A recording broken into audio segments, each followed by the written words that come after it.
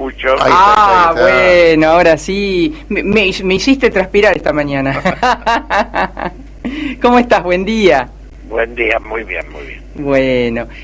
Bueno, te lo dije personalmente, pero el abrazo fuerte del dolor reciente, ¿no? Por Gerardo y bueno, y esa vieja y larga amistad y afecto que te unía a él. Julio, te estoy preguntando, ¿estás interpretando este momento de la política argentina con epicentro en el gobierno nacional? Y con cierto temor a uno que cuesta entender, ¿no? Uh-huh.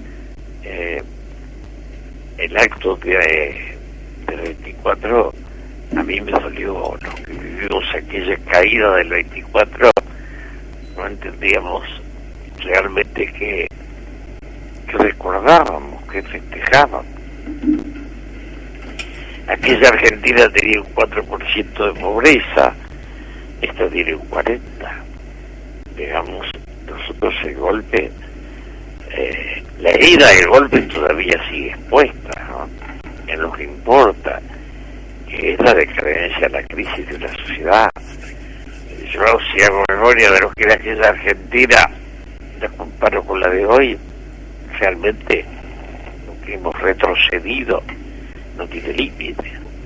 Entonces, una cantidad de gente viendo o expresando algo como un recuerdo de los desaparecidos, la reivindicación de la guerrilla que nunca tuvo nada en la cabeza, que no tuvo lucidez, que no tuvo...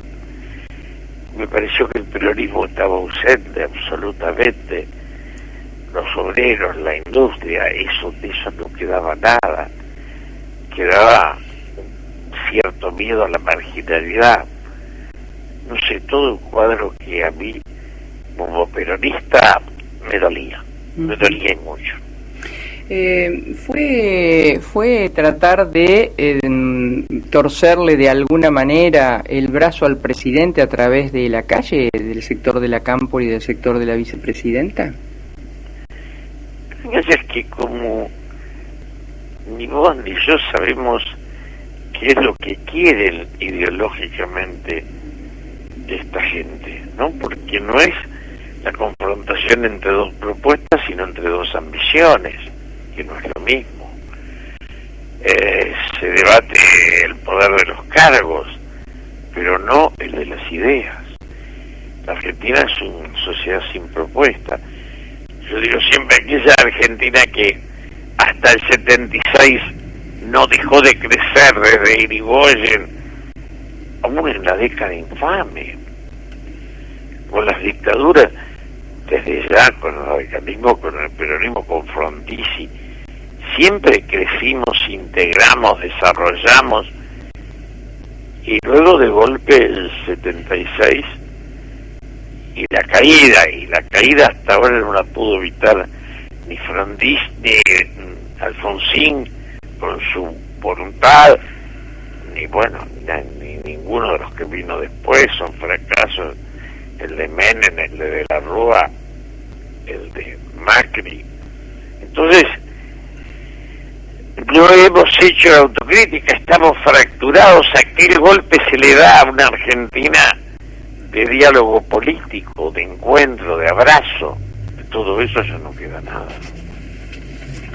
Y en este contexto que vos decís, ¿qué rol le adjudicás a la oposición? ¿Entiende esto que está pasando? ¿Es realmente una alternativa a 2023?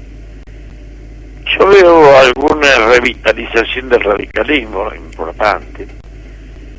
Yo digo a veces, sin mala leche, que la Argentina tuvo 3 troncos ideológicos: el radicalismo que nos da la democracia, el peronismo que intenta la integración y la igualdad, y después los golpes, y el PRO es la herencia de los golpes, ¿no? Esta gente que dice lo que dice antes decía con las mismas frases que tenían que escucharse las marchas militares por la radio. Pero tampoco ni Onganía ni Lanuse fueron industria, cosas que no fueron algunos, como Menem, en el nombre del peronismo, ¿no? Entonces, ahora en la Argentina, cuando vos la comparás con los países hermanos, nosotros fuimos el más desarrollado hasta ese golpe, de ahí para acá nunca acertamos. Entonces, siento que no saben dónde quieren ir. La codicia, los cargos, hay como una voluntad, un deseo, una desesperación, pero el rumbo está ausente.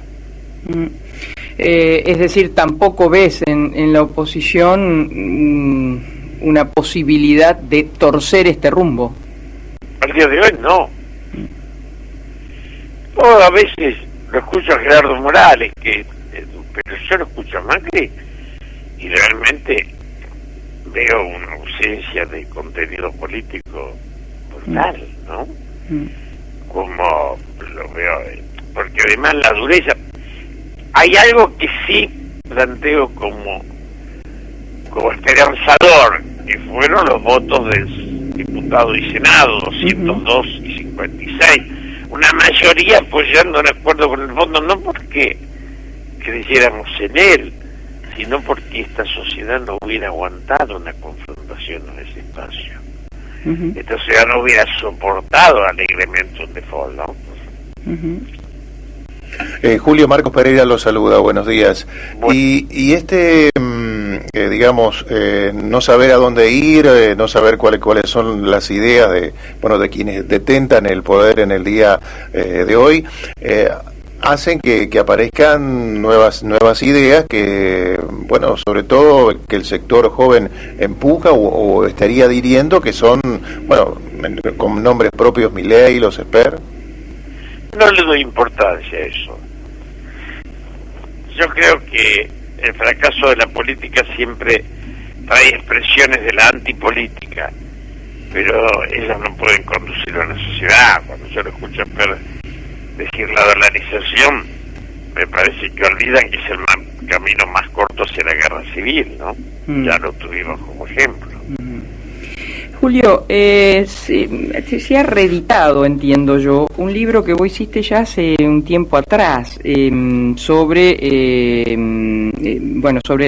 especialmente Néstor Kirchner, ¿no? Lejos del bronce.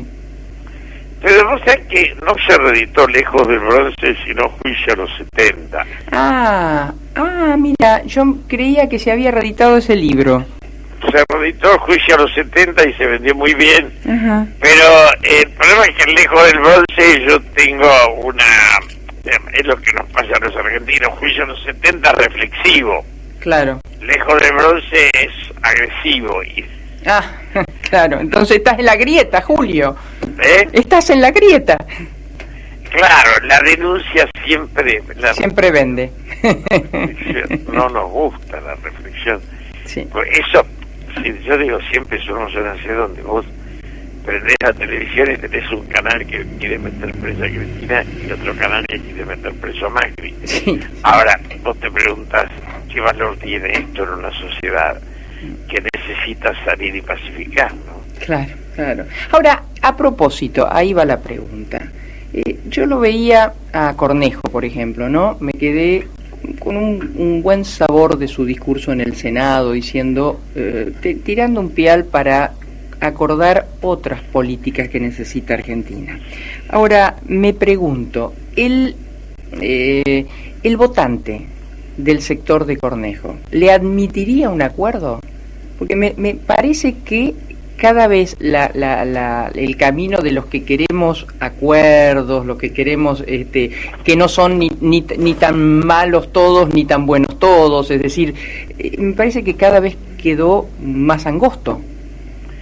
En un sentido sí, en el voto del acuerdo con el fondo no.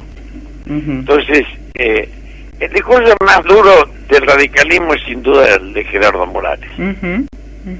Porque ese discurso es más de recuperación de voluntad nacional. En ese sentido, es el discurso que más tiene cercanía con la historia del abrazo Perón-Malvin, digamos. Claro. Cornejo no tiene más discurso, pero es más, da más impuestos sobre el PRO que nunca dejó de hacer un discurso economicista. Nosotros también tenemos esa enfermedad. La Argentina tiene una crisis económica, tiene una crisis política, no económica. Si la Argentina no encuentra un rumbo y un acuerdo, después la economía es un detalle. Claro. Ahora, háblame un minuto del gobierno de Alberto Fernández. Quedan 2 años. ¿Vos lo ves después de todo? Pues yo, Corvo Larroque le dijo, bueno, un electorado de un 4%. Bueno, Máximo Kirchner le dijo, es con la gente. Digo, entre tantas otras cosas, y le han dicho cosas más duras todavía. ¿Cómo ves este devenir? Primero, Alberto, yo no le veo un rumbo fijo. Tiene este gobierno progresista muy parecido a lo que era Chacho Álvarez, donde está esa gente que cree que en la desesperanza de la falta de trabajo hablar de género tiene sentido, ¿no? Y es casi frívolo hacerlo, ¿no? Esto de la igualdad. Cuando vos escuchás discursos femeninos que te agarras la cabeza y dices, pero parece que de los griegos a hoy estaban todos esperando que venga la crítica al patriarcado. Digo, hay como un grotesco de la palabra. Uno escucha discursos vacíos, este sectarismo de un lado y de otro del gobierno, estos discursos que te dicen que del otro lado está el neoliberalismo enemigo de la patria. Así no se hace una democracia. Entonces, me parece que el drama de la Argentina es que no hay una dirigencia que ilumine un rumbo. Hay una dirigencia que va detrás de la crisis. Los discursos de Alberto, a vos, a mí, a todos, nos dejan un gusto a nada, ¿no? Él no propone, no tiene contenido.